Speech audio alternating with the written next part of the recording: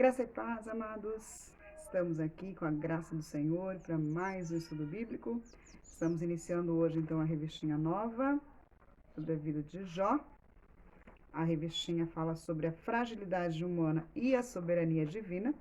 A nossa lição de número 1 hoje vai falar somente sobre o livro de Jó, seu contexto histórico, tá? Local e data, a autoria do livro, a pessoa histórica de Jó, né? E depois, nas lições seguintes, então, vamos entrar mais especificamente em Jó, em todos os acontecimentos da vida dele. Amém? Então, antes de mais nada, agradeço aos irmãos que vão estar assistindo, peço para vocês aí, deixa seu like, compartilha, se inscreva no canal, compartilha para que mais vidas sejam abençoadas. Às vezes as pessoas pensam que lições como essa, como por exemplo, seria mais um contexto histórico, né, informativo a respeito de um livro da Bíblia. Às vezes as pessoas acham que não há importância, mas, amados, fiquem sabendo que é de suma importância. Nós precisamos entender o contexto histórico de certos livros para entendermos melhor o que aquele autor, o que aquela pessoa que escreveu aquele livro queria nos informar com aquilo, queria nos ensinar com aquilo. Amém? Então, por isso que é importante nós estudarmos este tipo de lição, como esse, por exemplo, que é o livro de Jó, falar exclusivamente do livro de Jó, da sua autoria, da sua data, quem foi o autor. Amém? E o nosso texto áureo está no livro de Tiago, capítulo 5, versículo 11. Eis que temos por bem-aventurados os que sofreram. Ouviste qual foi a paciência de Jó e vistes o fim que o Senhor lhe deu, porque o Senhor é muito misericordioso e piedoso. Amém? E a nossa verdade prática, o livro de Jó não é apenas uma preciosidade da literatura universal, mas, sobretudo, uma poderosa resposta de Deus às grandes questões da vida. Então, o livro de Jó não é só mais uma história, e sim uma história. São grandes lições de vida, são grandes respostas que o Senhor deu para Jó e que servem para nós hoje. Amém? Antes de mais nada, quero estar fazendo uma oração com os amados para iniciarmos esse nosso estudo. Glória a Deus. Hoje um pouco diferente, não está tendo presencial, somente gravado. Deixaram como é feriado, 12 de outubro. Os irmãos alguns tinham um compromisso. Decidimos então fazer algo diferente. Amém? Até para facilitar um pouco para os irmãos. Amém? Vamos estar orando. Amém? Senhor Deus Todo-Poderoso, te pedimos, Senhor amado, neste momento, que o Senhor venha derramar da tua graça, que teu Espírito Santo venha nos conduzir neste estudo. Ajuda-me, Espírito Santo, a transmitir, Senhor, aos teus filhos a tua palavra, o teu ensinamento, ó Pai. E aquilo que eu não conseguir transmitir, que o teu Espírito Santo transmita, em nome de Jesus. E dê o entendimento aos teus filhos, que essa palavra toque o coração dos teus servos, ó Deus, assim como tocou o meu, e que haja mudança, assim como Jó, podermos declarar: nu saí do ventre da minha mãe e nu voltarei para lá, pois tudo que eu tinha foi Deus que me deu e ele mesmo tomou. Mas Jó perseverou na sua esperança, na sua fé, na sua confiança em Deus. Por isso Deus o retribuiu com 2 vezes mais, ou seja, porção dobrada das bênçãos. Que possamos permanecer firmes na presença do Senhor, mesmo diante das adversidades. Que este livro venha nos ensinar a sermos fiéis ao Senhor, assim como Ele é fiel a nós. Amém. Amém? A nossa leitura bíblica em classe está no livro de 2 Timóteo 3,16. Depois, Ezequiel 14, 14, 19 e 20. Depois, Tiago 5,11, que até foi a nossa leitura de abertura, né? Nossa leitura diária ali. 2 Timóteo 3,16 diz o seguinte: toda escritura, divinamente inspirada, é proveitosa para ensinar, redarguir, corrigir e instruir em justiça. Amém? Ezequiel 14, 14, 19 e 20. Ainda que estivesse no meio dela, estes 3 homens, Noé, Daniel e Jó, eles, pela sua justiça, livrariam apenas a sua alma, diz o Senhor Jeová. 19. Ou, se enviar a peste sobre a terra e derramar o seu furor sobre ela com sangue, para arrancar dela homens e animais, ainda que Noé, Daniel e Jó estivessem no meio dela, vivo eu, diz o Senhor Jeová, que nem filho nem filha livrariam mas só livrariam a sua própria alma pela sua justiça. E Tiago 5, eis que temos o bem-aventurados os que sofreram. Ouvistes o qual foi a paciência de Jó, e vistes o fim que o Senhor lhes deu, porque o Senhor é muito misericordioso e piedoso. O que essas lições, esses textos bíblicos querem dizer para nós? Querem comprovar a veracidade da existência de Jó. Então, Jó não foi só uma lenda, Jó não é um personagem inventado, mas Jó existiu sim. E nós vamos ver no decorrer dessa lição quais são as provas da existência de Jó. Amém? Há algumas coisas que acontecem na vida do crente que inevitavelmente nos leva a fazer perguntas e traduzem angústia muitas vezes a nossa alma. Se Deus é justo, amoroso, por que ele permite que um justo sofra tanto? Quantas vezes nós não fizemos essa pergunta, não é mesmo?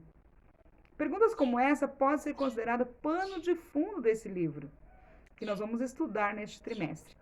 Jó. Nosso objetivo é compreender o que o livro diz a respeito do assunto, as respostas humanas dadas ao sofrimento e, finalmente, a resposta de Deus a Jó e aos seus amigos. Então, para começarmos esse tema, vamos entrar então aqui no livro de Jó, começando com a autoria e data do livro de Jó. Amém? Então, neste trimestre, vamos estudar o livro de Jó, que é uma das obras mais fascinantes da Bíblia. Não há em toda a literatura bíblica outra obra semelhante. Diferente da sua estrutura no estilo e, sobretudo, no conteúdo, o livro de Jó demonstra a grandeza de Deus diante da finitude humana. É, portanto, uma obra que alimenta a nossa esperança quando tudo mais parece ter perdido o sentido. Amém? Então, ela é uma obra exclusiva, ela é única. No estilo literário dessa obra não tem outra, exatamente como essa, com esse conteúdo, com essa visão. E olha que interessante, ele fala que esse livro demonstra a grandeza de Deus diante da finitude da natureza humana. O que quer dizer isso? Quer dizer que nós temos limites, que a natureza humana tem um fim, mas Deus não tem um fim. Deus é eterno e a grandeza e a misericórdia dele duram para sempre. E o livro de Jó quer nos explicar isso hoje. Amém? Então, vamos ver a autoria do livro de Jó e a data. O autor, eu vou fazer assim, vou ler o tópico inteiro e depois volto explicando ponto por ponto. Amém? Ponto 1, o autor de Jó. Quem escreveu o livro de Jó é motivo de longos debates. Amém? As opiniões passam por Moisés, Eliú, Salomão, Ezequias, Isaías e até mesmo Esdras. Os que não acreditam no mover sobrenatural de Deus sobre os autores bíblicos fazem do livro uma colcha de retalhos. Afirmam ser ele a produção de vários autores e em diferentes épocas.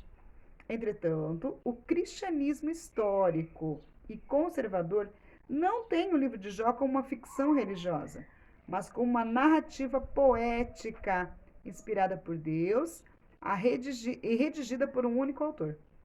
A própria Bíblia não apresenta indicações do autor do livro, mas o fato é que o autor conhecia a forma poética e nela expressou a maior parte do livro. Amém? Então, o autor do livro é desconhecido.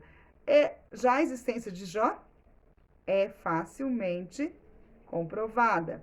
As escrituras, lá, como por exemplo, o profeta Ezequiel e Tiago, irmão de Jesus, escreveram sobre Jó. Ezequiel 14, 14 e 20, Tiago 5, 11, nós já vimos na leitura.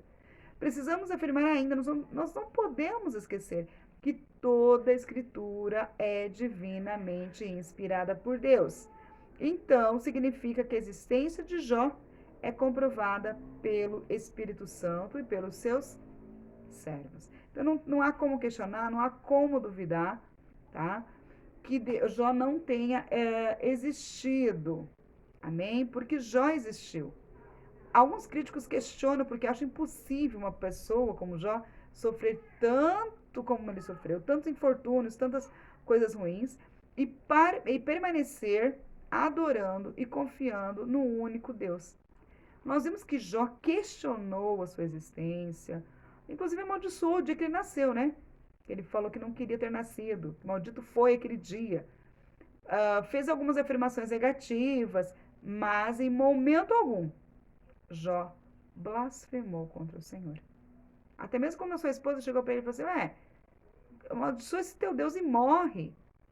E aí ele fala, como falas uma louca mulher, tu falaste contra meu Deus, contra Jeová.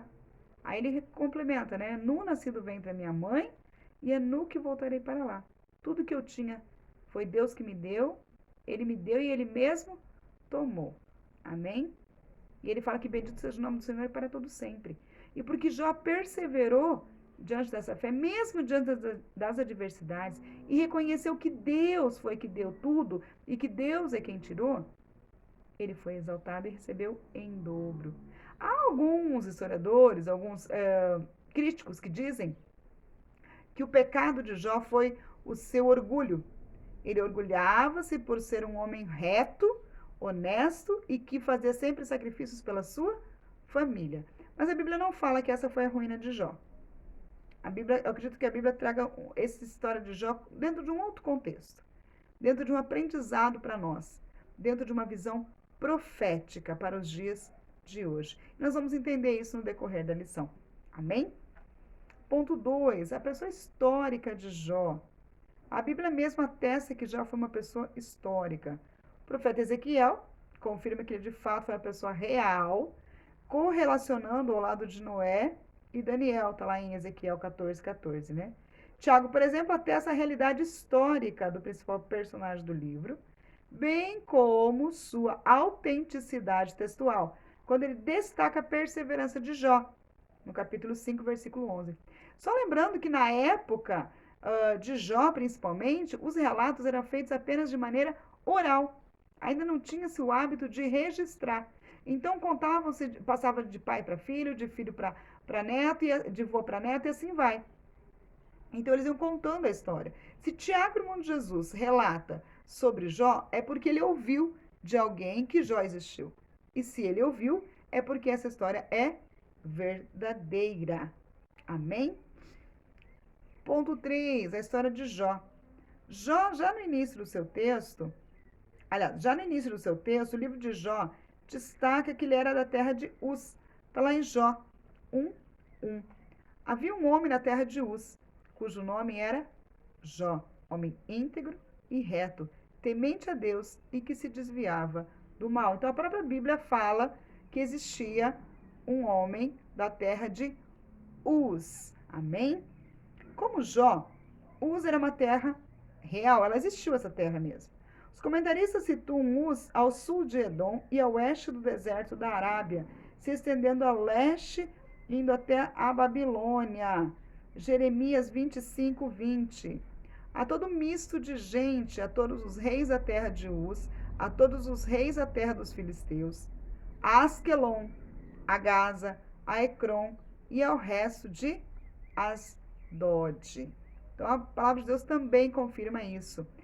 Só lembrando que depois no descritivo, nas descrições desse vídeo, eu vou deixar um link para vocês estarem acessando os slides, tá? Para vocês estarem estudando melhor, vendo com calma, revendo, compartilhando, amém? Glória a Deus. Olha, a terra de Jó, que é chamada Uz, é por vezes identificada como o reino de Edom, aproximadamente na área moderna da Jordânia. Então, onde hoje fica a Jordânia, é normalmente identificada como a terra de Uz, ao sudeste e a sul de Israel. Pelo visto, Uz ficava perto de Edom, a leste de Petra. De acordo com a descrição do livro de Jó, no caso, né? O homem Jó mostra um tipo de vida e cultura que mais se aproxima do período patriarcal. Nós vamos entender por que isso. Primeiro, um exemplo disso é que o livro afirma que Jó viveu mais de 140 anos.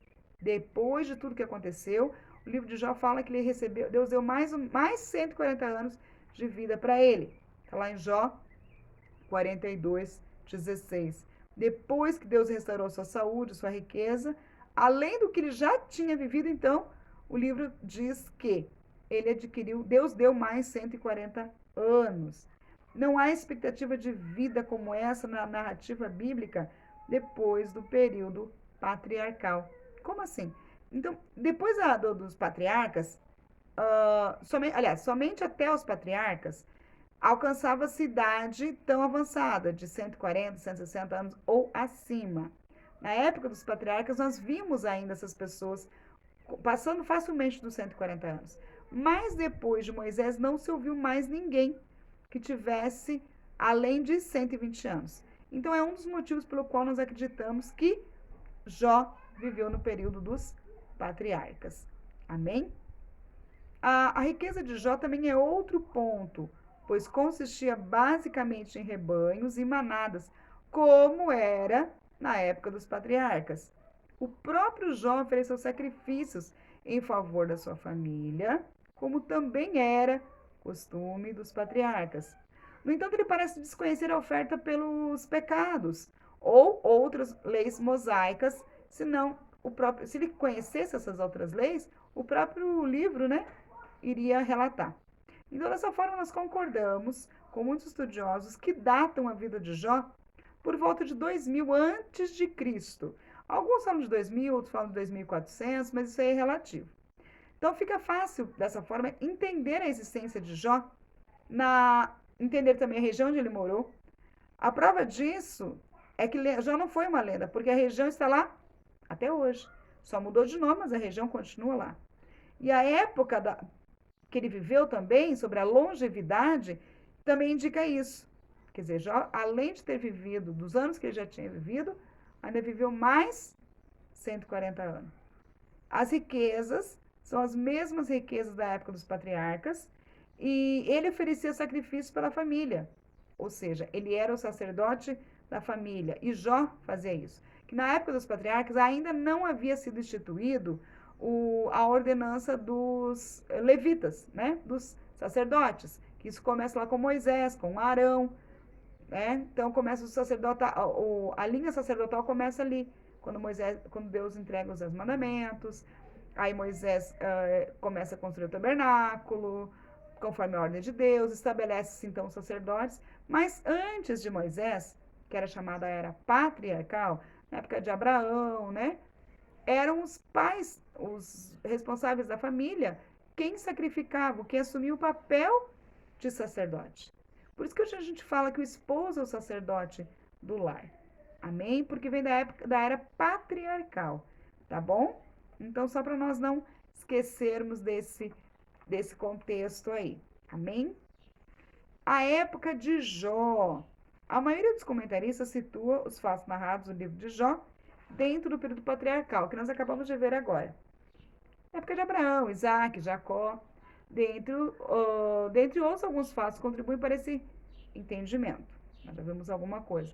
O sacerdócio, como eu acabei de falar, ainda não havia sido instituído, tá? Como nós vimos lá depois, na época de Moisés, visto que Jó era o sacerdote de sua própria casa. Vocês vão encontrar isso lá em Jó, capítulo 1, versículo 5. As filhas de Jó eram co-herdeiras juntamente com seus irmãos. Vamos ver aqui então. Jó 1:5. Sucedia, pois, que decorrido o turno de dias de seus banquetes, enviava a Jó e o santificava, e se levantava de madrugada e oferecia holocausto segundo o número de todos eles. Porque dizia Jó: porventura pecaram meus filhos e amaldiçoaram a Deus do seu coração. Assim fazia Jó continuamente. Ou seja, tinha os banquetes, as festas, acabava o banquete, as festas, Jó ia lá e sacrificava por ele e pelos seus filhos, porque ele temia que os seus filhos poderiam ter blasfemado contra o Senhor, poderiam ter pecado contra o Senhor. Então ele já ia e pedia perdão. E aqui quando ele fala que as suas filhas eram co-herdeiras junto com seus irmãos, Jó 42:15, já vamos ver isso aí, o que não era permitido pela lei mosaica, lá em Números 27:8. Então, Jó 42:15 fala que em toda a terra não se acharam mulheres tão formosas como as filhas de Jó, e seu pai lhe deu herança entre os seus irmãos. Já em contrapartida, na época de Moisés, já não poderia ser assim. Olha lá, Números 27:8. E falarás aos filhos de Israel, dizendo: quando alguém morrer e não tiver filho, então fareis passar sua herança à sua filha. Ou seja, se tivesse filho homem e o patriarca viesse a falecer, somente os filhos homens é que receberiam a herança. Agora, se eles não tivessem filhos homens, aí sim as filhas mulheres teriam direito de receber essa herança. Então, por isso, essa é mais uma indicação de que Jó viveu na época dos patriarcas, porque na época dos patriarcas, tanto filhos quanto filhas recebiam herança igualmente. E a palavra hebraica, que se está traduzida como uma peça de dinheiro, Jó 42:11, só aparece em outras duas ocasiões na Bíblia. Em Gênesis 33:19 e outra em Josué 24:32. Então a palavra quesittá, que significa peça de dinheiro, aparece somente duas vezes, além dessa que aparece em Jó. Mais um indicativo de que Jó vivera na época dos patriarcas. Jó 42:11. Então vieram a ele todos os seus irmãos e todas as suas irmãs, e todos quanto dantes o conheceram, e comeram com ele pão em sua casa, e se condoeram dele, e o consolaram acerca de todo o mal que o Senhor lhe havia enviado. E cada um deles lhe deu uma peça de dinheiro e um pendente de ouro. Olha lá, Gênesis 33:19. E comprou uma parte do campo em que estendera sua tenda, da mão dos filhos de Amor, pai de Siquém, por 100 peças de dinheiro. Josué 24:32. Também os ossos de José, que os filhos de Israel trouxeram do Egito, foram enterrados em Siquém, naquela parte do campo que Jacó comprara aos filhos de Amor, pai de Siquém, por 100 peças de prata, que se tornaram herança dos filhos de José. Amém? Então, essa é mais uma prova de que Jó tenha vivido, ou mais um indicativo, digamos assim, né? De que Jó tenha vivido no período dos patriarcas. Amém? O subsídio teológico traz para nós aqui o seguinte: Jó é um dos livros sapienciais e poéticos do Antigo Testamento. Sapiencial, porque trata profundamente de relevantes assuntos universais da humanidade, sobre sabedoria, ciência, né? Poético, porque a quase totalidade do livro está elaborada em estilo poético. Sua poesia, todavia, tem por base um personagem histórico e real, um evento histórico e real. Os fatos do livro se desenrolam na terra de Uz, que posteriormente veio ser o território de Edom, localizado ao sudeste do Mar Morto ou norte da Arábia, conforme Lamentações 4:21. Assim sendo, o contexto histórico de Jó é mais árabe do que judeu. Se não foi o próprio Jó, o escritor deve ter obtido informações detalhadas. Se não foi o próprio Jó que escreveu, o escritor deve ter obtido informações detalhadas, escritas ou orais, oriundas daqueles dias, as quais se utilizou sobre o impulso de inspiração divina para escrever o livro, na feição em que o temos. Certas partes do livro vieram evidentemente da relação direta de Deus, ou seja, o Espírito Santo é quem inspirou, né? Quem inspirou o autor a escrever esse livro. Se não foi Jó, foi alguém que conhecia muito bem a história de Jó, tá? Ou de maneira oral, ou talvez alguns pontos escritos, porque nessa época os maiores relatos eram orais e não escritos, né? E nós vamos ver então agora a estrutura literária do livro de Jó. Quem gosta de literatura vai pesquisar mais a respeito e vai entender melhor. Amém? Prosa e poesia. O leitor que deseja ler o livro de Jó precisa dar-se conta de que diante dele há uma obra de natureza poética. Isso não torna o livro de Jó menos inspirado do que outros da Bíblia, mas revela que ele pertence a um diferente gênero literário. Jó precisa ser lido dessa forma. Então, veja bem, o Jó não é o livro menos importante ou não foi inspirado. Ele só tem um gênero literário diferente. A estrutura dessa obra demonstra isso, que nós vamos entender agora na lição.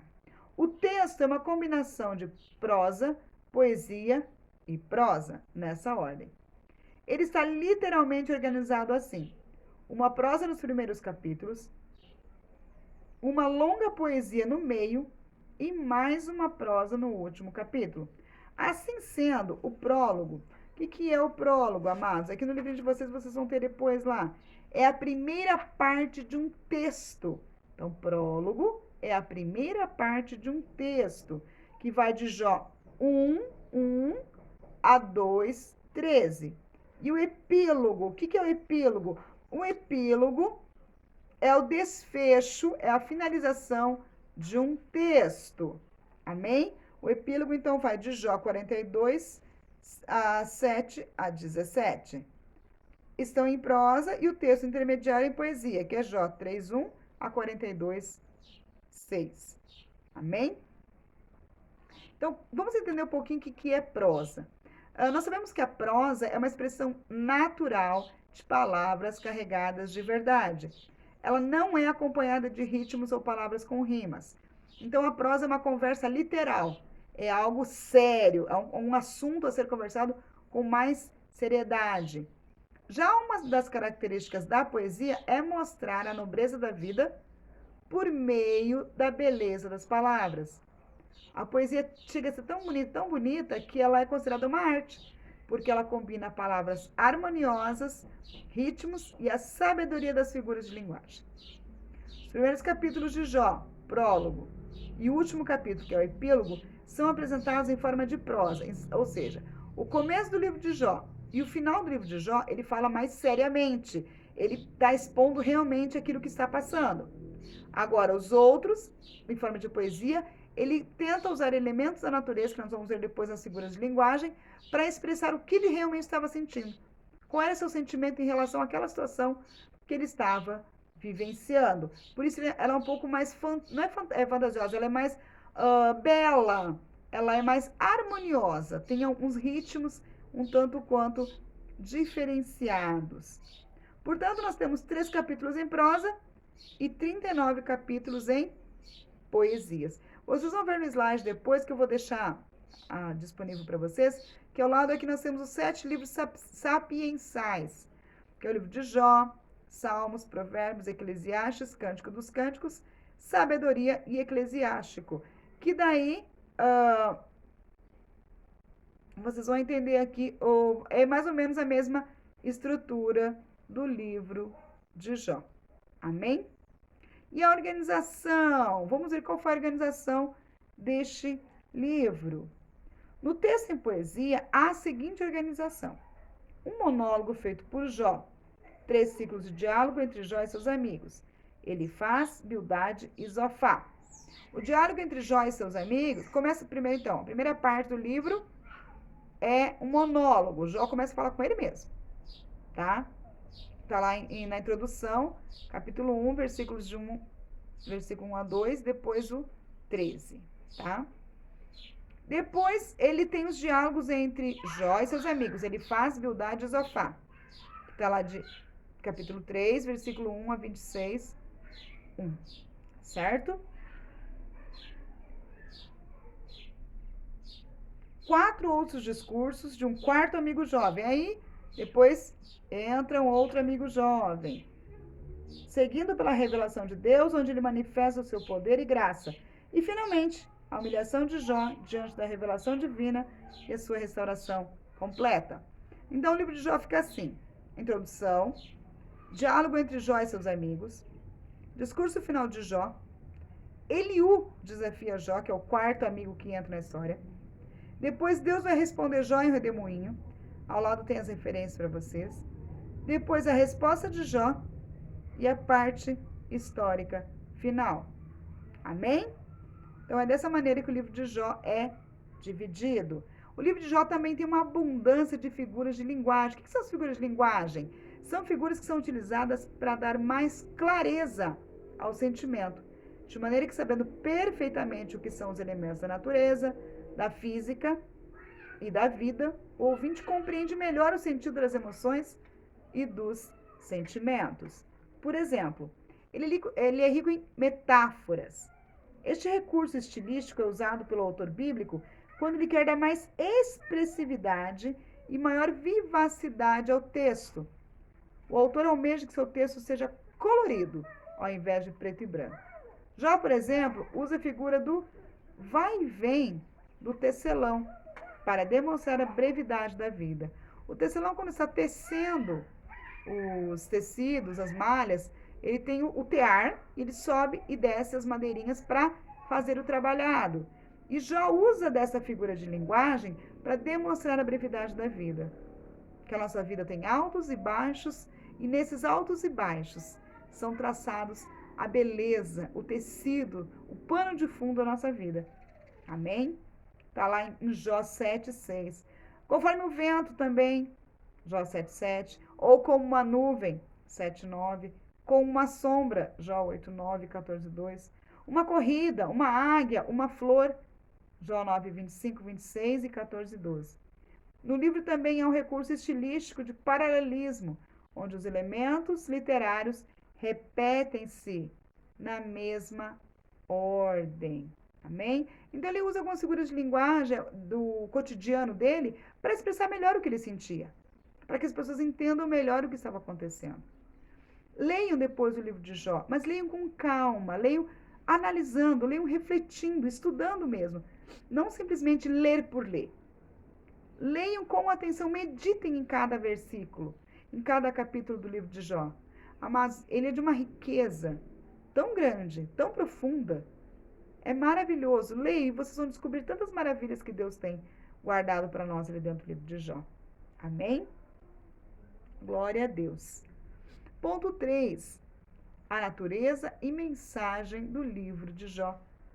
Por que os justos sofrem? Por que será que o justo sofre? Na verdade, o livro de Jó não fala só do sofrimento. O livro de Jó é um exemplo do início, meio e fim da humanidade com Deus. Lembrem lá no começo que eu falei para vocês que este livro é um livro profético, que é um livro que traz uma realidade espiritual para a nossa vida? É isso que ele quer dizer.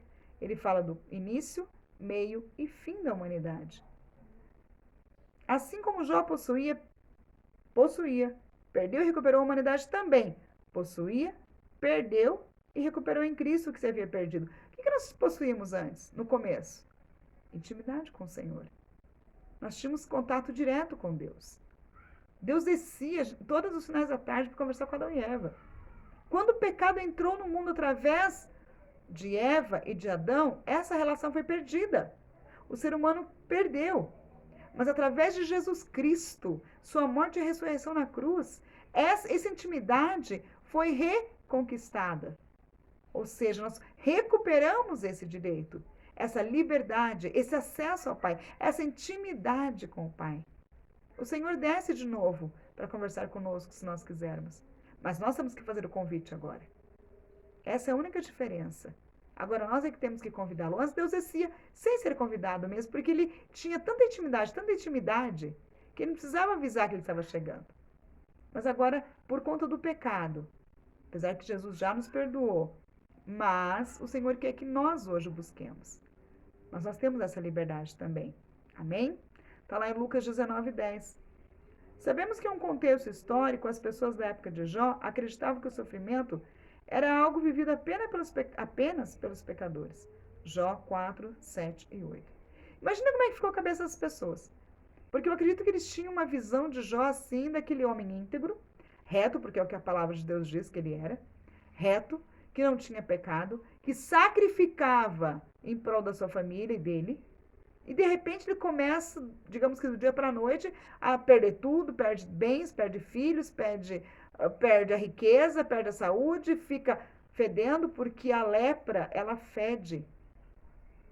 Quando Jó cavou um buraco para entrar, os historiadores dizem que ele cavou esse buraco por quê? Porque o vento não batia, não levava o mau cheiro para os seus amigos. Então, para que as pessoas não sentissem o mau cheiro dele, ele fez um buraco para ficar dentro. Para que as moscas, os bichos também não viessem. Imagina a dor que ele sentia, a coceira, eles coçavam com cacos de telha, amados. Mas Jó, em momento algum, blasfemou. E nós, muitas vezes, passamos por coisas tão pequenas. E já pensamos em desistir, em sair da igreja, em largar a obra, entregar o ministério. Que tipo de cristão nós somos? Que quando está tudo bem, amamos, adoramos ao Senhor nosso Deus, Ele é bom, é maravilhoso. que quando vem uma lutinha qualquer, nem deserto não é, só uma sequinha, nós já queremos desistir. E Jó é um grande exemplo para a nossa vida.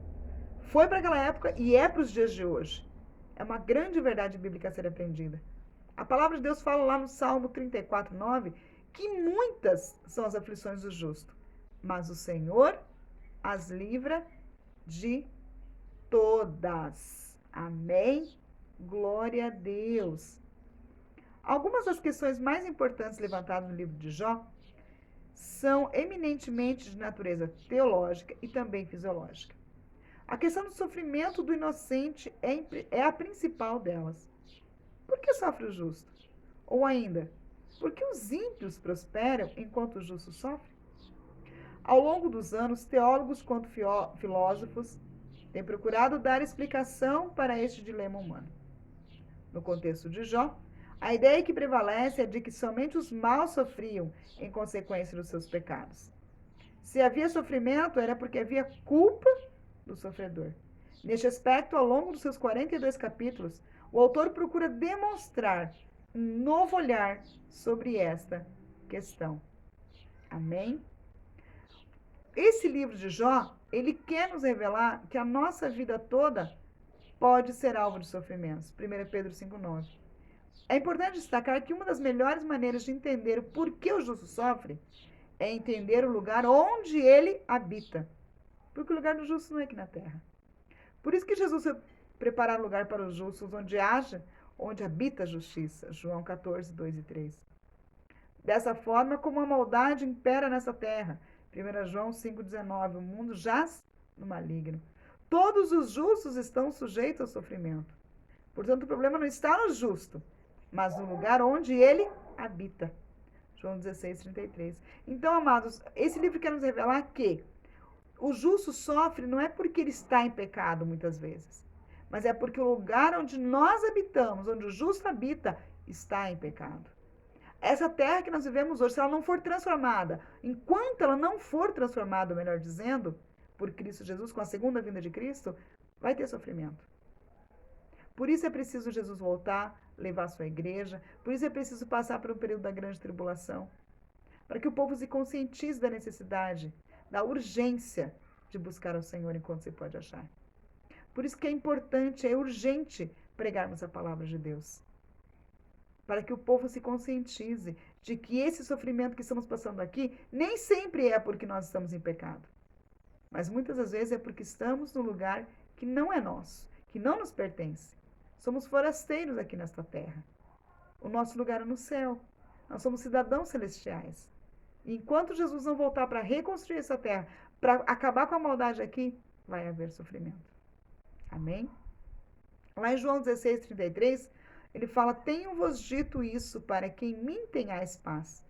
No mundo tereis aflições, mas tende bom ânimo. Eu venci o mundo. Amém? Isso é Jesus que fala para nós. Amém? Aleluia. Outro ponto. Existe bondade desinteressada? Para muitas pessoas, qualquer prática religiosa não passa de barganha. Essa também era a tese do diabo. Para ele, Jó só permaneceria fiel a Deus porque recebia benefícios em troca. Jó era um homem agraciado com muitos bens. A palavra de Deus fala disso. Com uma família formidável, cercado de muitos amigos, gozava de boa saúde. Nessas condições, como disse Satanás, todos são devotos. Todavia, vindo o infortúnio, a tragédia, a calamidade, será que esse fervor religioso permaneceria? Satanás estava disposto a apostar que a espiritualidade de Jó não subsistiria ou não resistiria a uma prova de fogo. O livro de Jó mostra, o livro mostra, né, como Jó se comportou nessa prova. Oh, glória! Jó é a prova, o símbolo de que todos aqueles que servem a Deus por aquilo que Deus é, não por aquilo que Deus faz, vence. Pode vir a tribulação que for, pode vir o que tiver por vir, a prova que for, mas quando nós servimos a Deus pelo que Ele é, não pelo que Ele faz, nós somos como Jó e vencemos no final. Os verdadeiros filhos de Deus amam a Ele acima de todas as coisas. Êxodo 21, 5 e 6 e Marcos 12, 29 e 30. Tem uma dessas passagens que vai falar sobre o servo da orelha furada. Porque na lei antiga, dizia que os servos tinham que servir como escravos, né? Por um determinado período, e depois seus senhores iriam dar alforria, ou seja, liberdade para esses escravos, e eles poderiam fazer o que eles quisessem. Mas havia um servo que não queria, porque ele era tão bem tratado pelo seu senhor, que ele falou: não quero, senhor, eu quero te servir porque eu te amo, porque eu amo estar contigo. Então, para marcar o sinal de que aquele servo estava de livre e espontânea vontade, furava-lhe a orelha. Então, a parábola do servo da orelha furada. Isso para demonstrar que nós, quando servimos ao Senhor, nós servimos por amor, sem interesse. É assim que tem que ser a nossa servidão. E nós não temos a orelha furada hoje como marca, mas temos o símbolo do Espírito Santo. Temos a marca do Espírito Santo em nossa vida.